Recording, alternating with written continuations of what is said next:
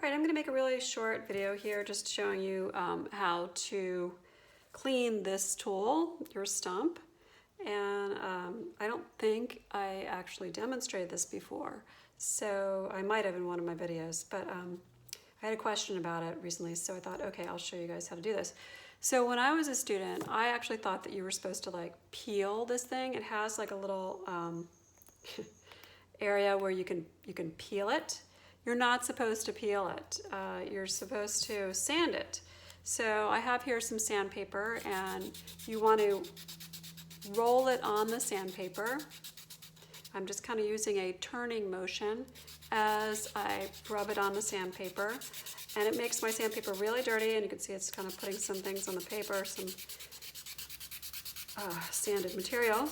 So I'm just kind of doing this pretty aggressively, and once this pad gets too dirty, you can take off another pad. I mean, it's not really too dirty yet, but once it gets that way, I'll just show you, you can rip it off and get rid of this pad, piece of the pad. These pads, by the way, this is probably about 60 grit sandpaper, so you can just get yourself some sandpaper. It might be, actually it looks a little finer than 60 grit, but you could get your own sandpaper. You don't necessarily have to buy these little pads here for drawing, but these are pretty cheap.